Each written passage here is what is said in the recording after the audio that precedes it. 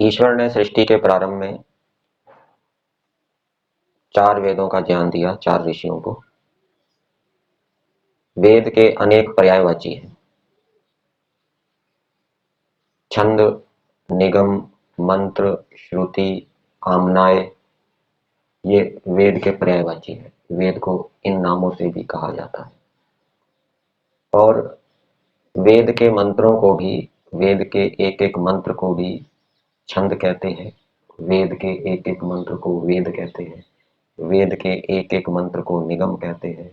वेद के एक एक मंत्र को श्रुति कहते हैं। तो इसके पीछे कारण बताया गया है।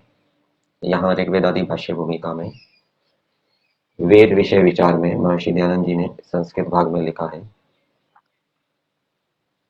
तद अवयवानाम अनेकार्थानाम अपि मंत्र संज्ञा भवति तेषां तदर्थवत्वात्।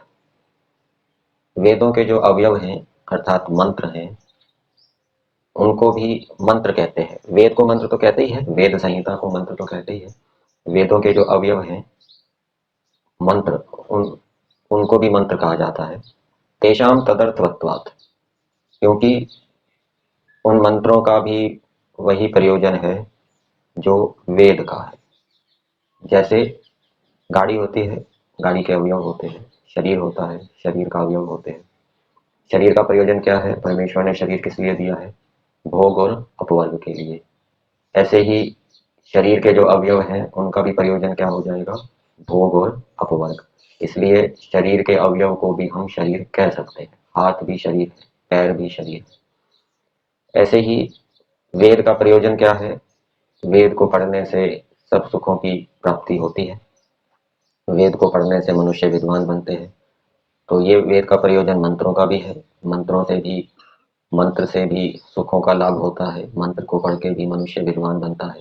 इसलिए वेद के जो अवयव हैं मंत्र, उनको भी श्रुति, वेद, छंद, निगम, आम्नाय कहा जाता है। अब इन नामों के ऊपर, जो कि पर्यायवाची नाम है, इनके ऊपर विचार करते हैं। वेद को छंद क्यों कहते हैं? तो यहाँ पर एक निरुक्त का प्रमाण दिया है, छंदांसी छादनात्। क्योंकि वेद अविद्या आदि दुखों का निवारण करते हैं।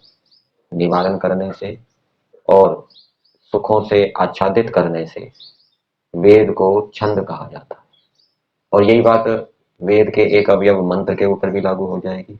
मंत्र को भी छंद कहते हैं, क्योंकि मंत्र भी अविद्या आदि दुखों का निवारण करता है और मनुष्यों को सुखों से आच्छादित करता है। छंद शब्द का दूसरे प्रकार से निर्वचन किया गया है, यदि आलादने दीप्तौ च, इस धातु से भी छंद शब्द का निर्माण किया गया।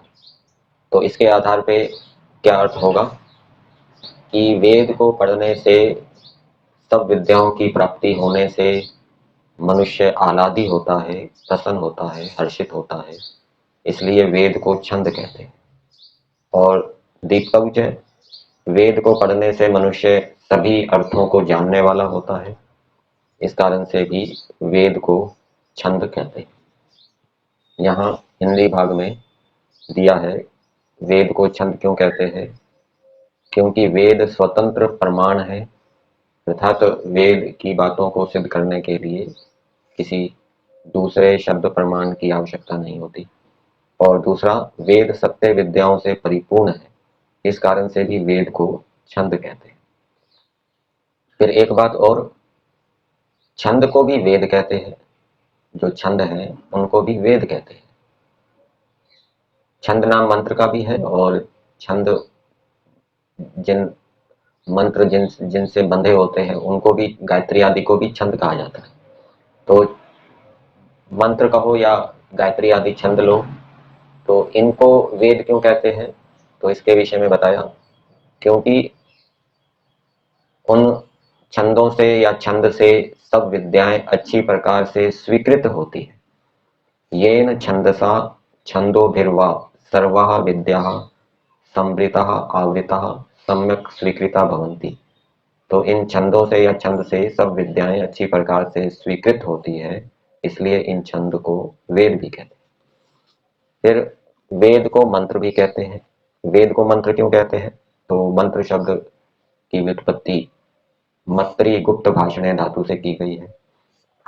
तो मंत्रों के अंदर या वेद के अंदर गुप्त पदार्थों का कथन होता है, भाषण होता है, इसलिए वेद को या वेद के अवयव को क्या कहते हैं? मंत्र कहते हैं।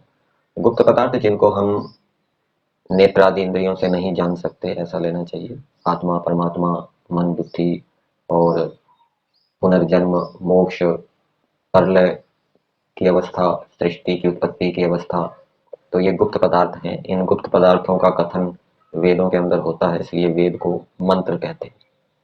और दूसरी प्रकार से इसकी व्युत्पत्ति की गई है, मन ज्ञाने धातु से भी मंत्र बनता है, क्योंकि वेद से मनुष्य सभी पदार्थों को या सभी विद्याओं को जानते हैं, इस कारण से भी वेद को मंत्र कहा जाता है। फिर वेद के लिए एक पर्यायवाची शब्द है श्रुति। वेद को श्रुति भी कहते हैं। तो वेद को श्रुति क्यों कहते हैं? तो इसके विषय में बताया, जिससे सकल विद्या सुनी जाती है। वेदों से हम संपूर्ण विद्याओं को सुनते हैं, इसलिए इनको श्रुति कहते हैं। और दूसरी प्रकार से इसका अर्थ किया है कि वेदों को पढ़ने से, वेदों का अभ्यास करने से, वेदों को सुनने से मनुष्य सत्य विद्याओं को जान सकते हैं, इसलिए वेदों को श्रुति कहते हैं। फिर निगम भी वेद के लिए प्रयुक्त होता है पर्यायवाची शब्द के रूप में।